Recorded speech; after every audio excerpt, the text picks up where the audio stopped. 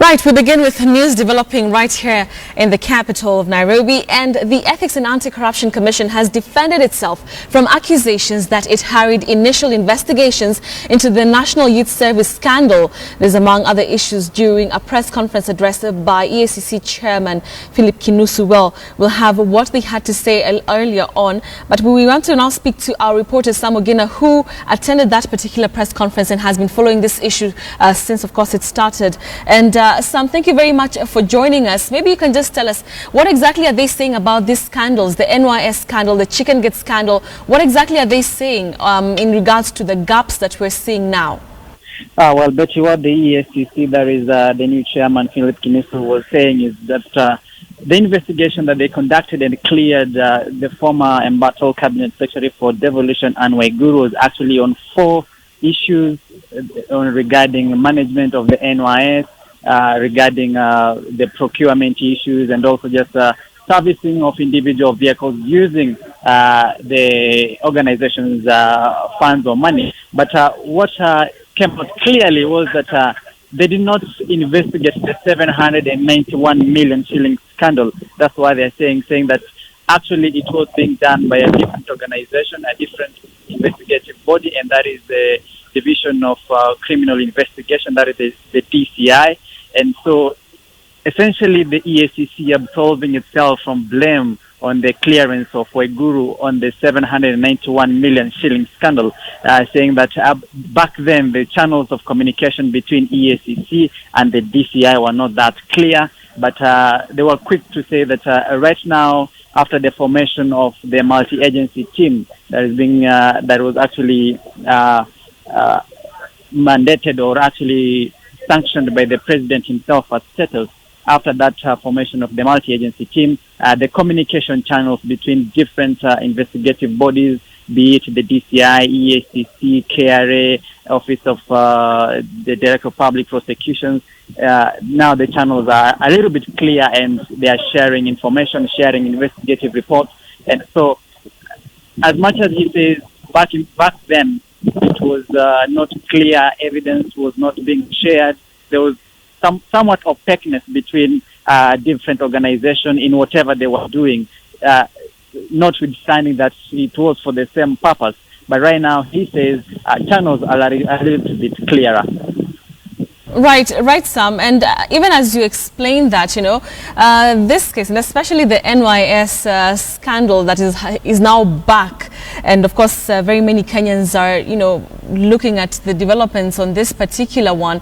How are they going to regain public confidence, especially after what is happening right now with the, creeping up of other information that, we did not know in regards to the NYS scandal? How are they going to, moving forward, how are they going to regain public confidence?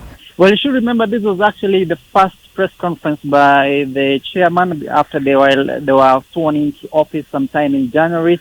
And today he was just laying out the strategies that the new team is going to implement in terms of fighting graft.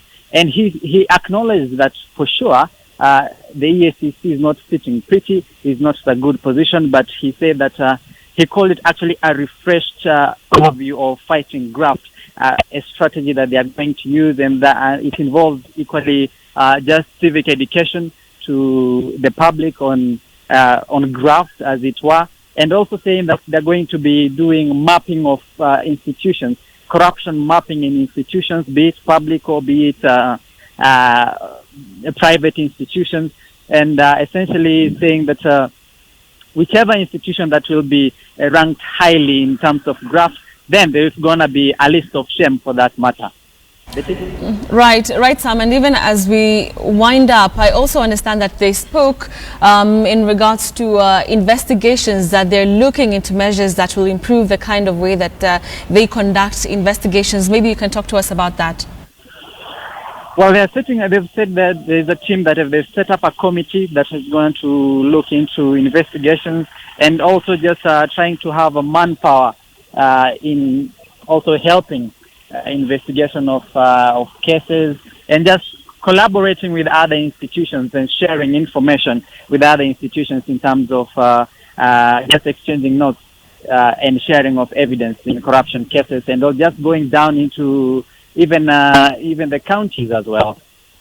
So thank you very much, Sam Ogena. They're speaking to us from Integrity Center by way of phone. He has been, of course, been following up the developments taking place there. And like I mentioned, the EACC has come out to defend itself from accusations that it hurried initial investigations into the National Youth Service scandal. Well, Philip Kinusu, who is the EACC chairman, addressed these and so many other issues. Let's listen to what he had to say earlier on.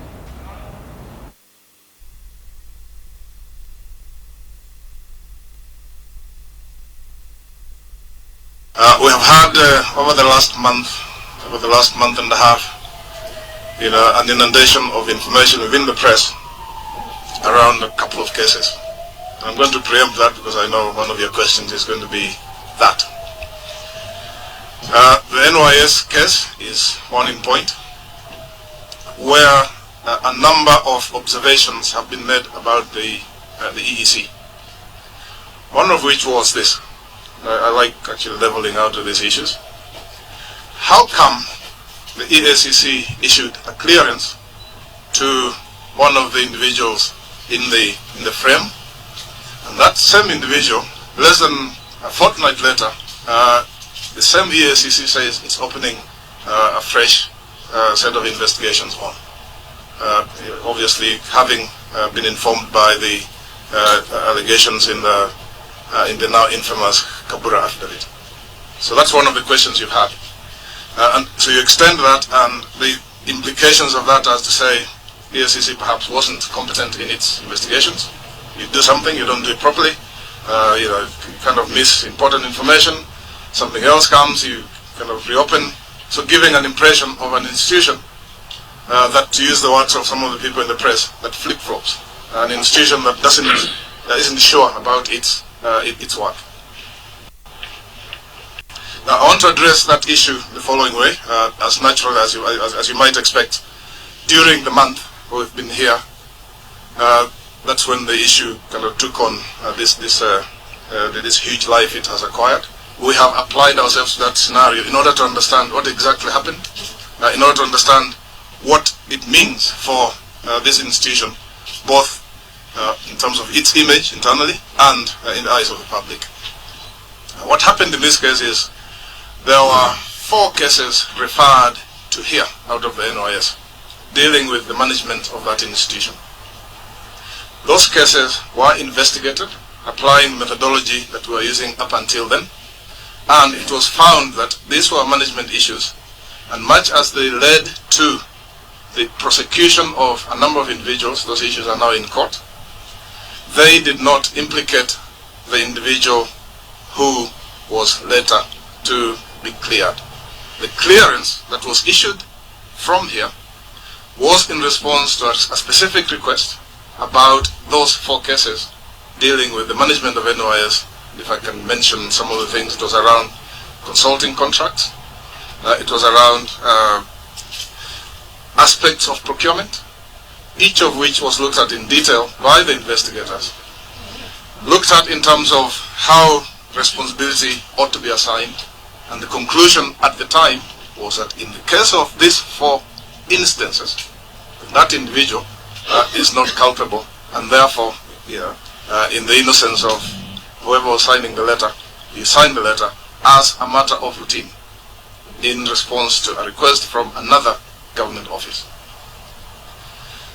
Then comes the 791 million, which is in the public discourse, and which is kind of, it has a huge life right now. That 791 was at the same time being investigated by a different government institution, not the EACC. The channels of communication between EACC and that other government institution were not as open as they have become under the multi-agency forum which has been created. And therefore, whilst on the one hand, one agency is working on an issue that is loaded, it's heavy, it's got a lot of detail in it, on another, because of EACC, we were working on a different set of cases, which, as I said, gave a different indication about the culpability of somebody who was apparently, who was in fact involved as in in the leadership on the two sides. You might rightly ask, why did the investigation of the 4 also expand to ask about the 791? Well, that is a lesson to be learned in terms of the functioning of the multi-agency involvement in the fight against corruption. That action has been implemented by way of